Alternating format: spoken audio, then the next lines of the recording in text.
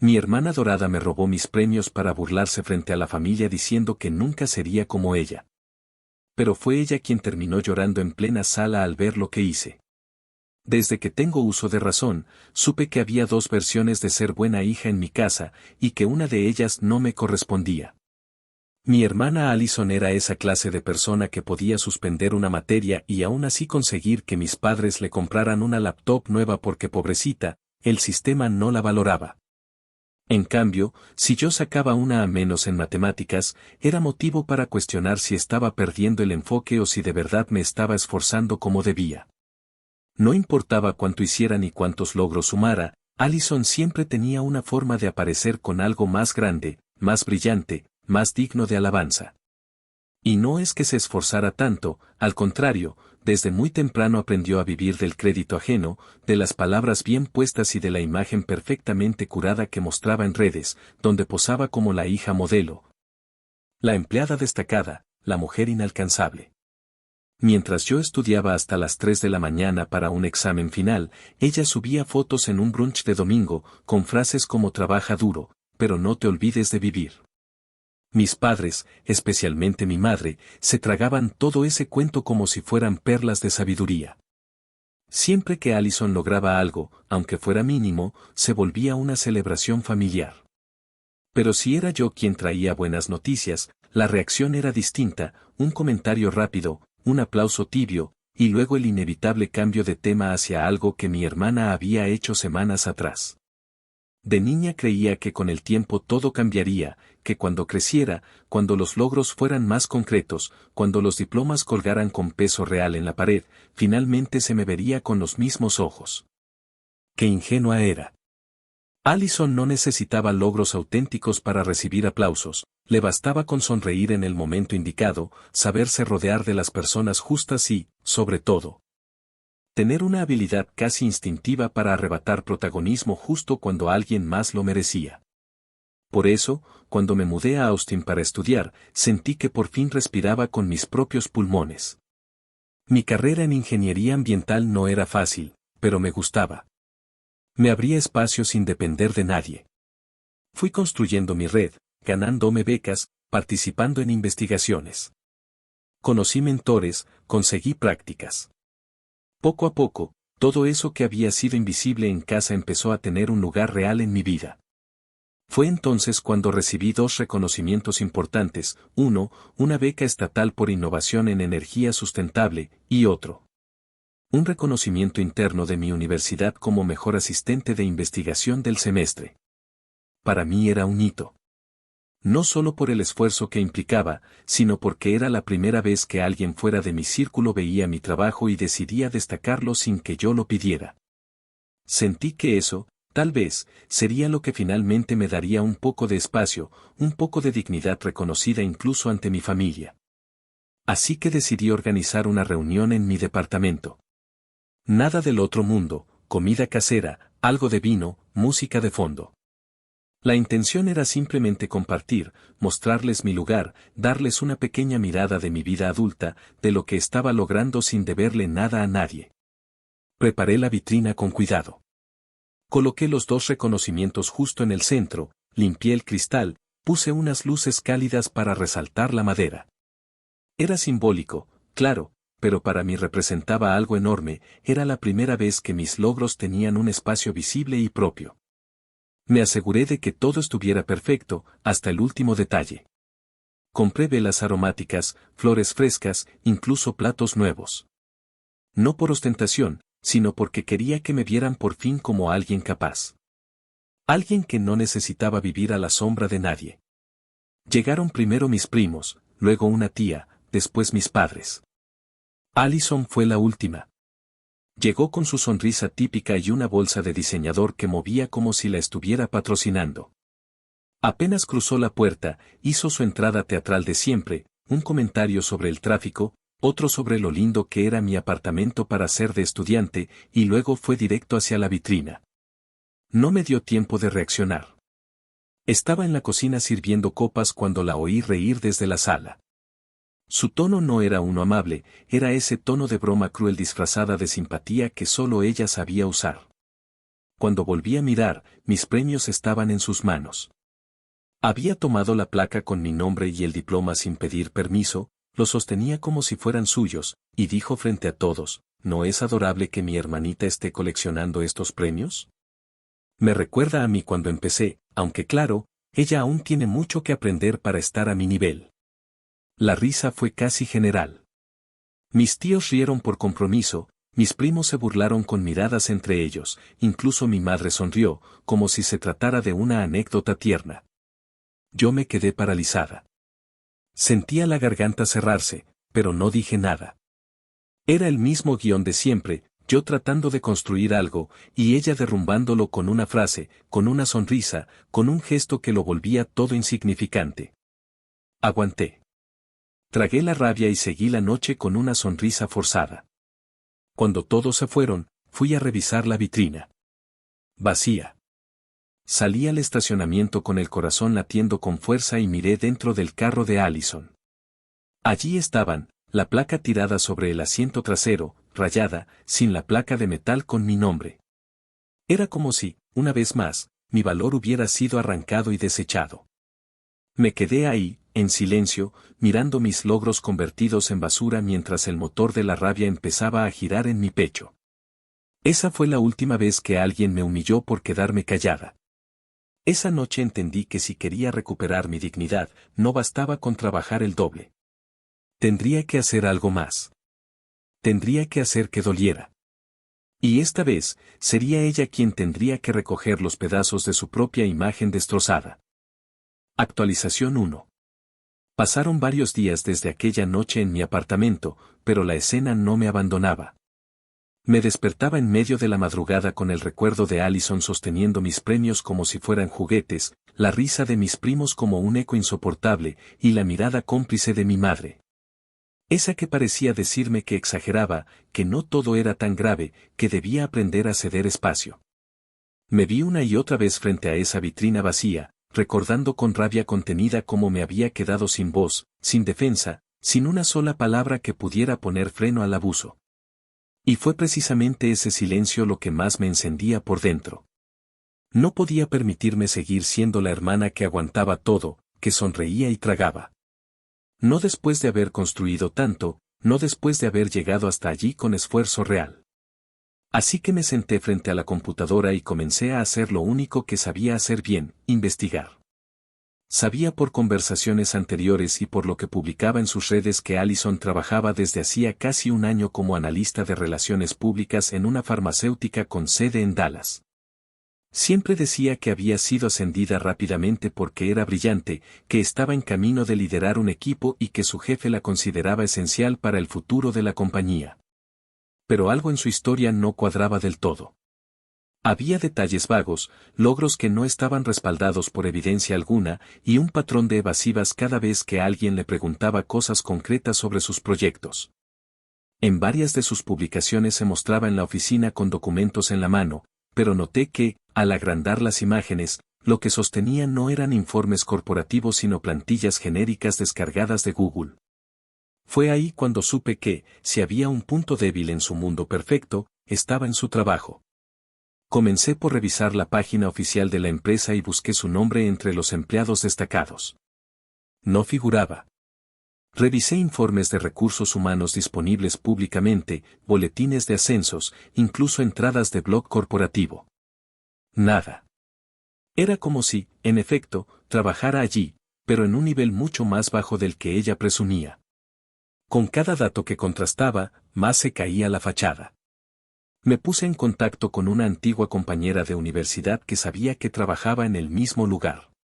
Le conté, sin dar demasiados detalles, que me preocupaba que Allison estuviera forzando su imagen profesional y que había mencionado un ascenso del cual no encontraba pruebas. Mi conocida, sin rodeos, me dijo que no había ningún ascenso. Que Allison seguía en el mismo puesto de siempre, como parte del equipo de soporte técnico interno, y que ni siquiera manejaba relaciones externas, como solía decir. Me dijo además que en varias ocasiones la habían reprendido por inflar logros en su perfil público. Ese comentario fue el empujón final. Usando un correo nuevo, Redacté un mensaje con tono formal y muy directo, dirigido al departamento de cumplimiento de la compañía.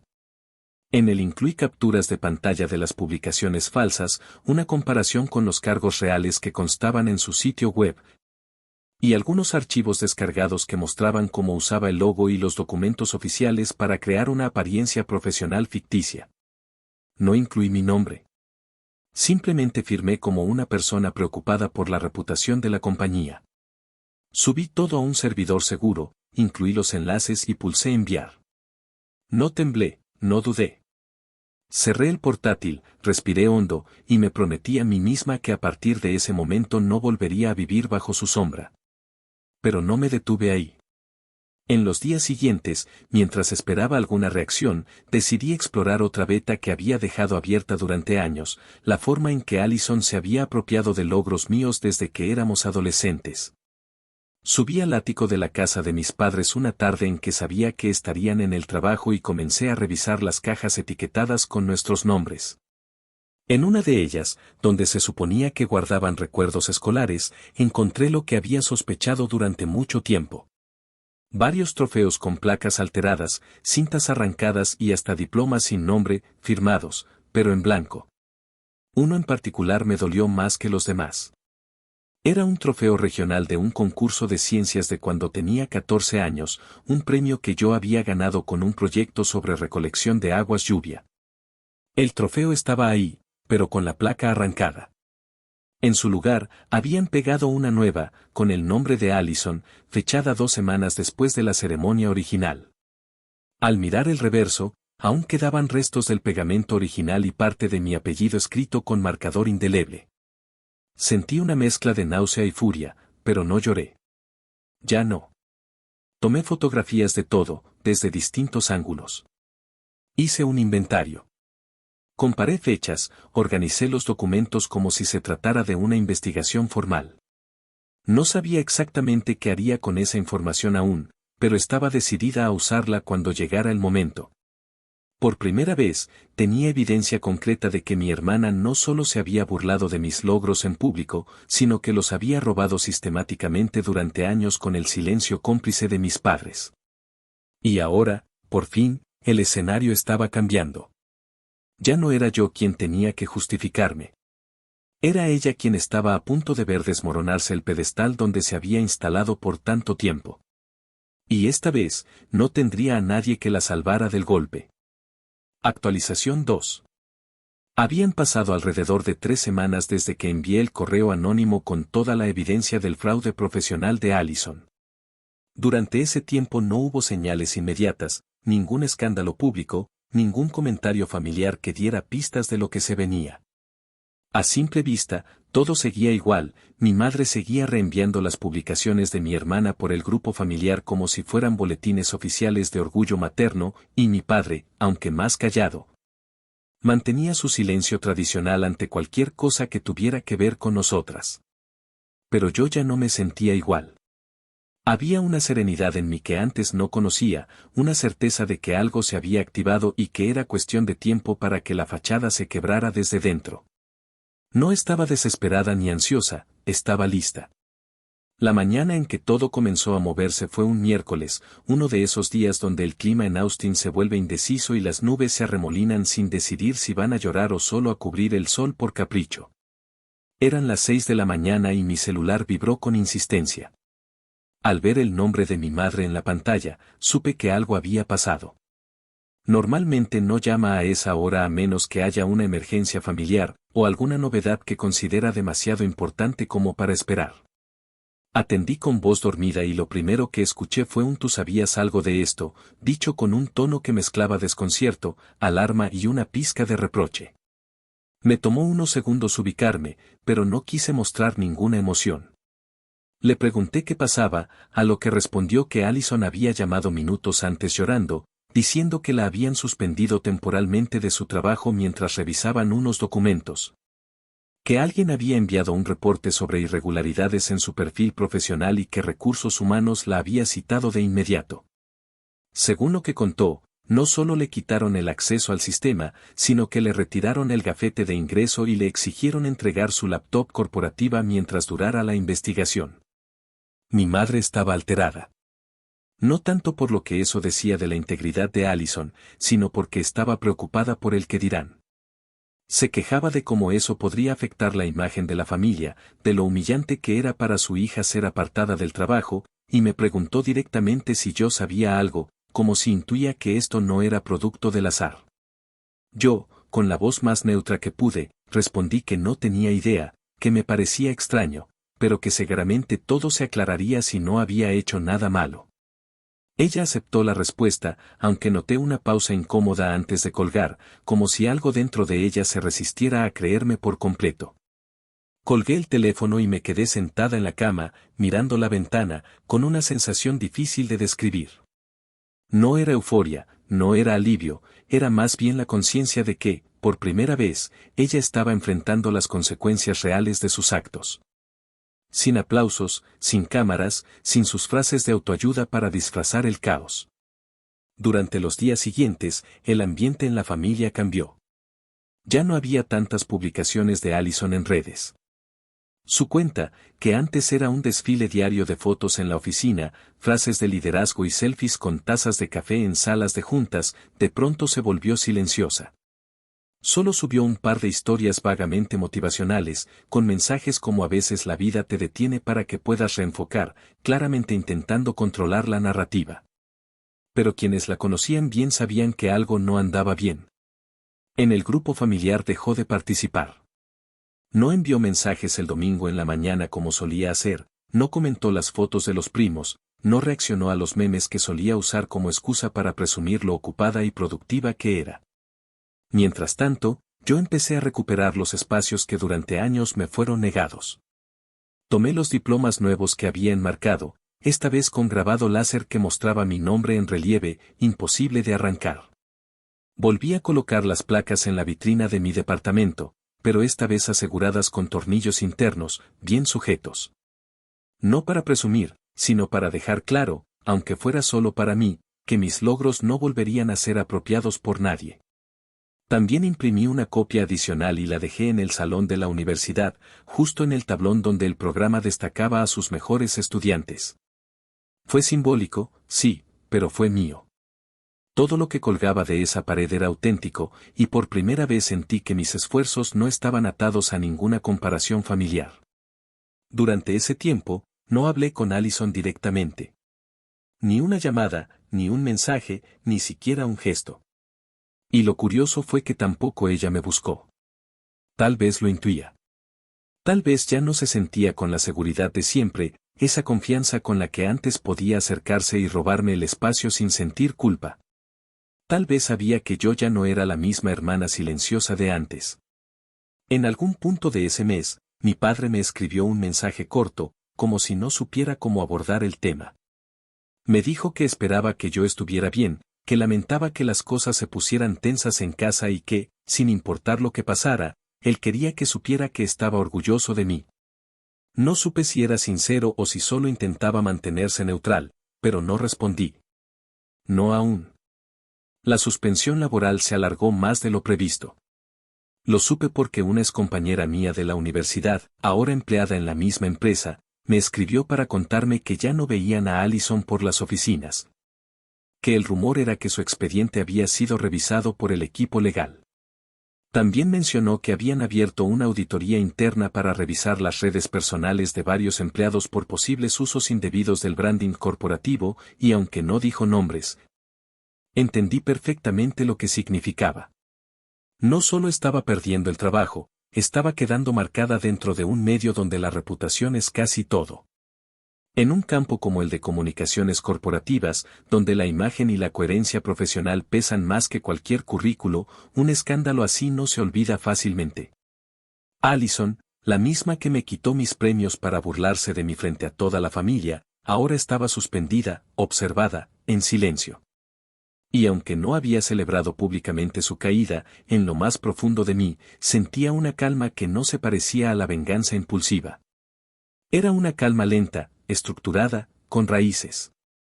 Una que decía, por fin, alguien está viendo quién es realmente. Y no necesito decir una sola palabra para que eso se note. Solo mirar. Solo seguir. Solo asegurarme de que, cuando caiga, no pueda volver a levantarse con mis trofeos en las manos. Actualización 3. Transcurrieron poco más de 2 meses desde aquel primer temblor que sacudió el mundo perfecto de Allison, y durante ese tiempo las grietas que empezaron siendo pequeñas fisuras se convirtieron en rupturas profundas. No hubo ningún comunicado formal en el grupo familiar ni una declaración pública de su parte, pero bastaba con observar los gestos, las omisiones. El nuevo silencio incómodo que envolvía a mi madre cada vez que se mencionaba el trabajo de Allison para entender que algo más grave había ocurrido. Fue un primo, el mismo que antes solía reírse con complicidad de los comentarios condescendientes de mi hermana, quien me lo confirmó de forma casi casual una tarde, mientras me llamaba para pedirme consejos sobre una beca universitaria. Me dijo, sin mucha introducción, que Allison ya no está trabajando allá, creo que la despidieron, ¿tú sabías? Fingí sorpresa, claro, pero por dentro sentí que el mundo se alineaba con un orden largamente esperado. Al parecer, la empresa había concluido la investigación y, como muchos preveían, determinaron que las inconsistencias en su perfil no solo eran reales, sino sostenidas deliberadamente. Según lo que contaron los rumores internos, ella no solo había fabricado un ascenso que nunca existió, sino que había utilizado sin autorización papelería interna, documentos alterados y hasta había participado en reuniones externas como representante de un cargo que nunca ocupó. No solo era una mentira personal, era una mentira con implicaciones legales. Por eso, más allá de la suspensión, el desenlace fue definitivo, la despidieron por pérdida de confianza, un término elegante para decir que ya no la consideraban confiable ni como empleada ni como vocera de la empresa. Y en un campo como el suyo, donde la presentación lo es todo, eso equivale a una sentencia de muerte profesional. No tardó mucho en regresar a casa de mis padres. Ya no vivía en Dallas, ya no mostraba su apartamento moderno ni su vida de mujer de éxito. Volvió a instalarse en su vieja habitación, como si todo ese personaje que había construido durante años se hubiera disuelto sin dejar más que polvo y maquillaje corrido. Mamá, por supuesto, intentaba disfrazar la situación con frases que buscaban mitigar el impacto. Me dijo una vez, como quien trata de convencer más que de informar, que Allison decidió tomarse un descanso. Estaba muy estresada, como si la decisión hubiese sido suya. Como si hubiera elegido esa pausa desde la libertad y no desde la obligación. Nadie en la familia se atrevía a decir las cosas por su nombre, pero todos sabían. Se notaba en la forma en que las conversaciones evitaban cualquier tema relacionado con trabajo, éxito, proyectos, o cualquier cosa que la obligara a justificar su nueva vida de encierro en el cuarto donde alguna vez colgaban trofeos que no le pertenecían. Mientras tanto, yo seguía avanzando. En la universidad presenté los primeros resultados de mi investigación sobre energía solar de bajo costo, y uno de mis asesores me propuso exponerlos en un foro estatal que reunía a varios departamentos de ciencia, tecnología e innovación. El evento no era masivo, pero sí tenía la atención de personas relevantes del sector, incluyendo representantes de startups ecológicas y periodistas de medios locales interesados en historias con impacto social. Acepté sin dudarlo. Preparé la presentación con semanas de anticipación, dediqué días a revisar gráficos, simplificar fórmulas, traducir datos técnicos a ideas accesibles. No solo quería que sonara bien, quería que se entendiera. Que cualquiera, incluso alguien sin experiencia en ingeniería, pudiera captar por qué eso que estaba desarrollando podía hacer la diferencia en comunidades vulnerables. Llegó el día del evento y, aunque estaba nerviosa, también me sentía en paz. Ya no cargaba con la ansiedad de demostrarle nada a nadie. Estaba ahí por mí, por mi trabajo, por mi esfuerzo. Me puse un traje sobrio, recogí el cabello, subí al escenario, y hablé como si estuviera contando una historia íntima, no presentando una investigación técnica. Al final, las preguntas llovieron. Preguntas genuinas, interesadas, constructivas. Una de ellas, sin embargo, se destacó por encima del resto.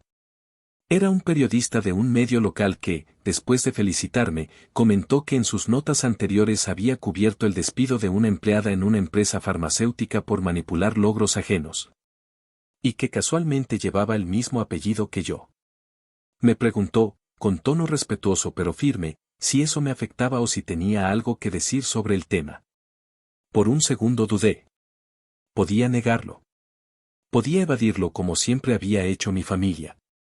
Pero en vez de eso, lo miré a los ojos y respondí con voz firme que cada familia tiene sus heridas, que en la mía el éxito había sido una competencia silenciosa que no todos supieron enfrentar con honestidad. Pero que yo había elegido el camino del esfuerzo silencioso, sin robar ni fingir. Y que si algo aprendí de todo ese proceso, es que el reconocimiento más valioso no viene de afuera, sino de saber que lo que uno logra es propio, limpio y verdadero. No mencioné a Allison por nombre. No lo necesitaba. La audiencia entendió, y lo que siguió fue un aplauso que no tenía nada de lástima ni de condescendencia. Era respeto, puro y directo. Horas después, ya en casa, revisando redes, vi que el medio había publicado un extracto de mi intervención junto con el titular, investigadora premiada habla de ética familiar tras escándalo de su hermana. No necesité compartirlo. Se viralizó solo. Amigos, conocidos, incluso profesores de la secundaria me escribieron para decirme que se sentían orgullosos, que mi historia inspiraba, que era valiente. Allison también lo vio, claro. Lo supe porque me escribió, por primera vez en meses. Un mensaje corto, apenas 2 líneas. Decía, ¿era necesario hacerme eso? No sabes cuánto me lastimaste. Leí esas palabras en la pantalla y no sentí culpa. No porque no entendiera su dolor, sino porque ella jamás se detuvo a preguntarse cuánto me había lastimado ella a mí durante años. Guardé el teléfono en silencio, sin responder. El mensaje quedó ahí, sin visto, sin réplica. Porque hay palabras que no merecen respuesta. Solo memoria. En ese momento entendí que no solo había ganado una batalla personal. Había roto un ciclo. Uno donde siempre era yo quien callaba, quien perdonaba, quien aguantaba. Y aunque aún faltaban pasos por dar, ese día confirmé que, por primera vez, la historia estaba siendo contada por quien realmente la vivió. Sin adornos. Sin mentiras. Sin trofeos robados. Solo verdad, y el eco de lo que uno siembra cuando deja de esconderse. Actualización 4. Había pasado ya medio año desde que Allison fue despedida oficialmente, y aunque para muchos en la familia era un tema enterrado, olvidado, envuelto en esa clase de silencio espeso que se impone en los almuerzos incómodos. Para mí no era un capítulo cerrado. No porque buscara humillarla gratuitamente, sino porque había algo que todavía dolía, la impunidad emocional con la que mi madre seguía defendiendo su imagen, como si todo lo ocurrido fuera un malentendido. Una exageración o, peor aún, una conspiración ajena que había destruido a su hija la brillante, la carismática, la que siempre sobresalía. Mientras tanto, yo seguía siendo, para ella, la que reaccionaba exageradamente a las bromas, la que guardaba rencor por todo y se tomaba todo personal. Ver cómo el discurso familiar seguía orbitando en torno a justificar el comportamiento de Allison era frustrante. Y aunque ya nadie se reía abiertamente de sus bromas, tampoco nadie había tenido el valor de mirarla a la cara y decirle que sus trofeos eran robados, que su carrera fue una construcción hecha a costa de mentiras. Y que sus actos tenían consecuencias más allá de las sanciones laborales. Fue entonces cuando decidí que la próxima Navidad no sería solo una cena. Iba a convertirla en un acto de memoria. Y esta vez, nadie saldría sin enfrentar la verdad. Empecé a planearlo con antelación, meses antes de diciembre. Sabía que si quería hacerlo de forma directa pero incontestable, tenía que estructurarlo bien. Hacerlo con pruebas, con calma, sin escándalo. No quería parecer impulsiva, ni cruel, ni movida por la rabia. Quería que fuera un acto quirúrgico pero emocional, uno que se sintiera tan inevitable como justo. Reservé con tiempo un proyector portátil. Imprimí documentos, mandé a escanear los diplomas y trofeos alterados, volví al ático de mis padres a documentar todo. Fotografié las placas que alguna vez llevaban mi nombre y que Allison había reemplazado. Armé una presentación visual sencilla pero devastadora, una línea de tiempo con imágenes, pruebas, capturas de pantalla. Incluso un par de correos electrónicos que logré obtener donde Recursos Humanos confirmaba la resolución del despido por pérdida de confianza. Todo lo puse en una carpeta digital, bien ordenada, como si se tratara de una presentación académica más. Pero esta vez, no era para un foro, ni para una beca, ni para impresionar a un comité. Era para mi historia. Para mi versión.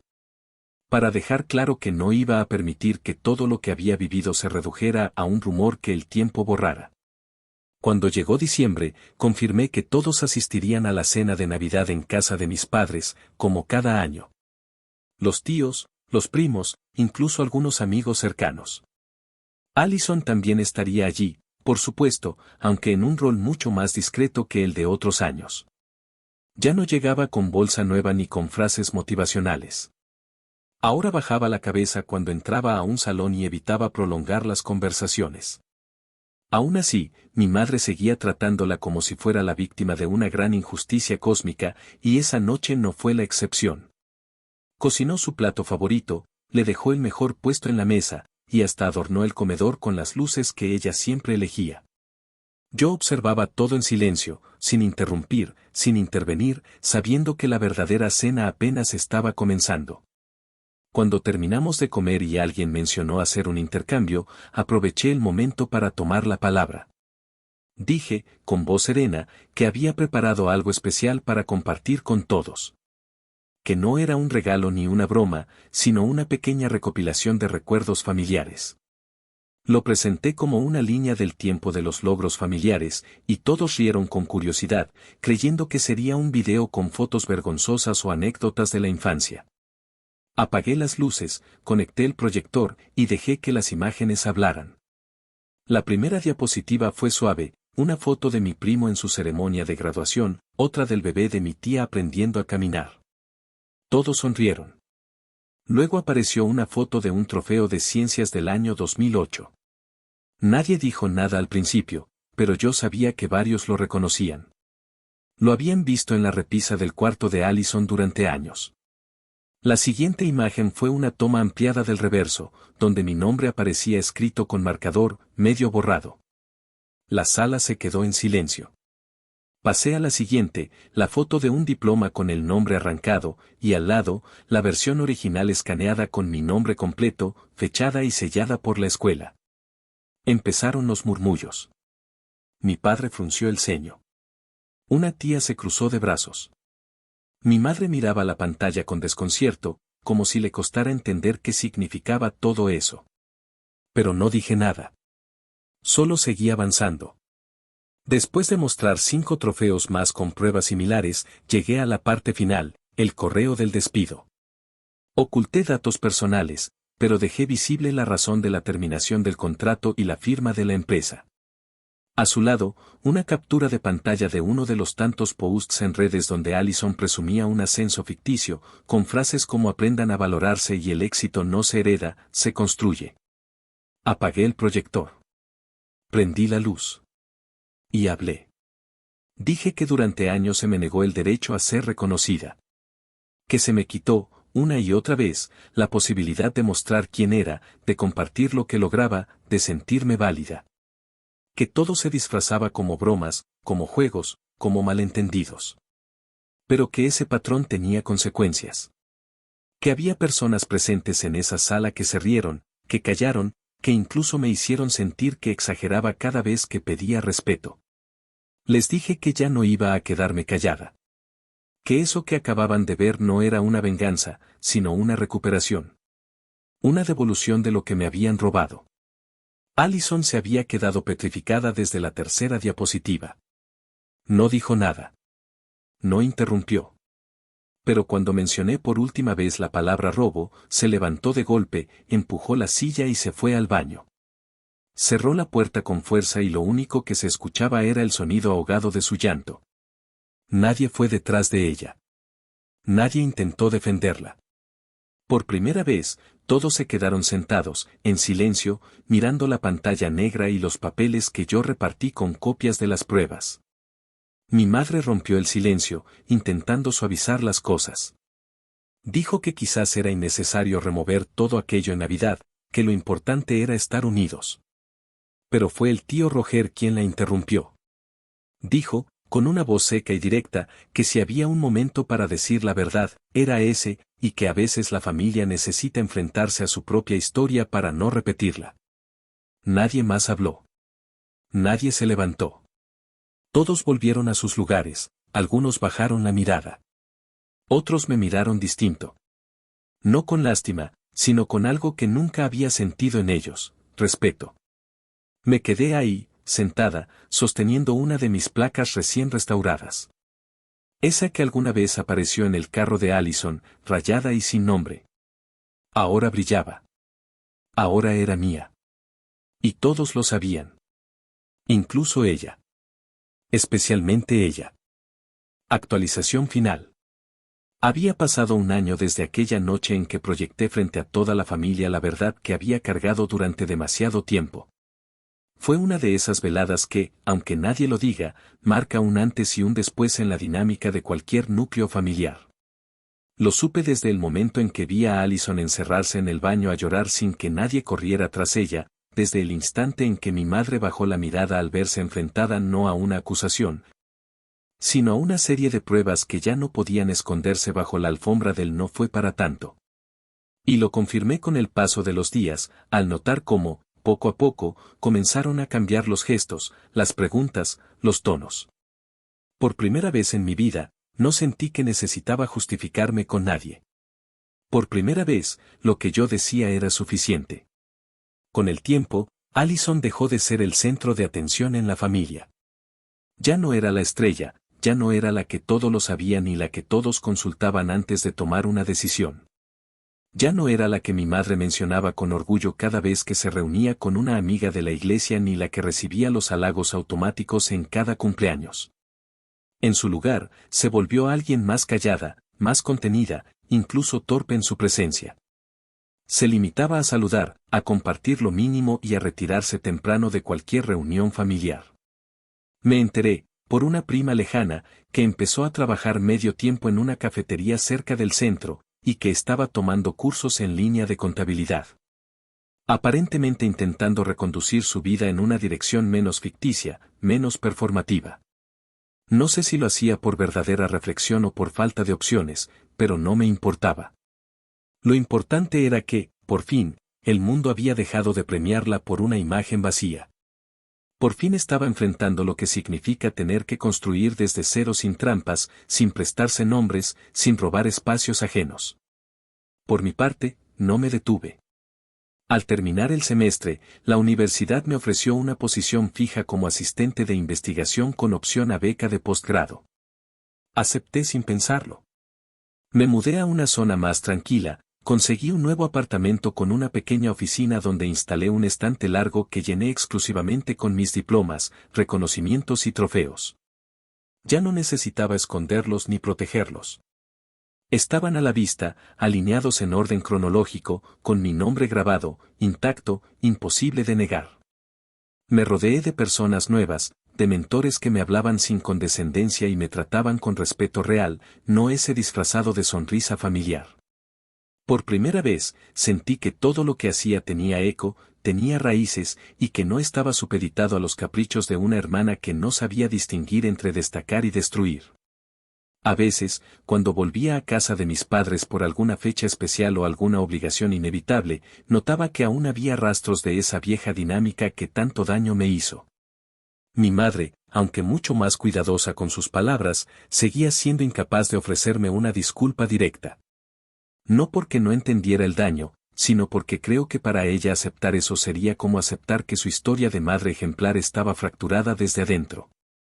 Prefería hablarme con amabilidad exagerada, preguntarme por mi trabajo como si apenas supiera lo que hacía, o mencionarme con orgullo frente a los demás, aunque evitara hablar del porqué. No le respondía con hostilidad. Aprendí que hay batallas que no necesitan repetirse cuando ya están ganadas. Bastaba con mirarla desde esa posición que me tomó años construir y que ya nadie podía arrebatarme.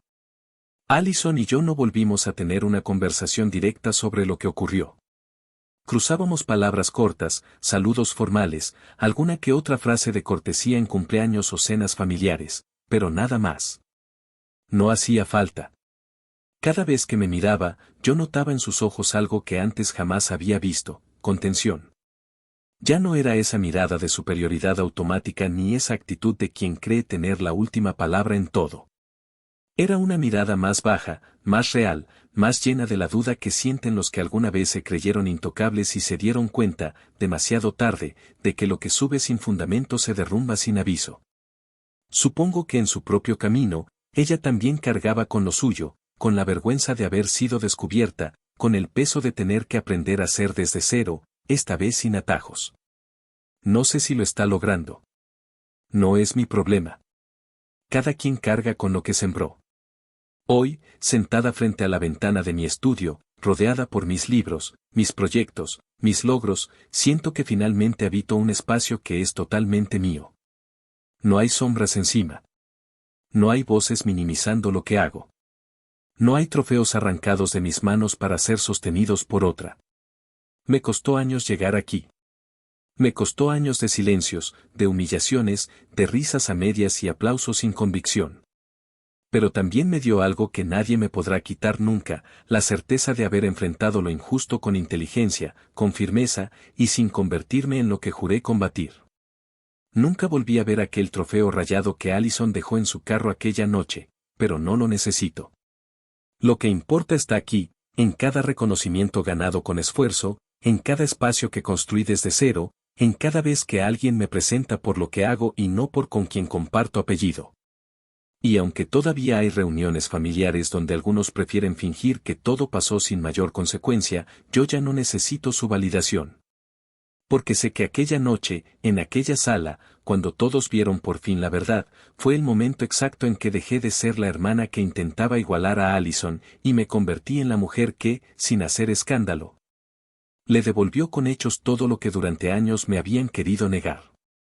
Y ese tipo de justicia, la que se gana con pruebas, con paciencia y con determinación, es la que más duele para quienes siempre creyeron que jamás rendirían cuentas.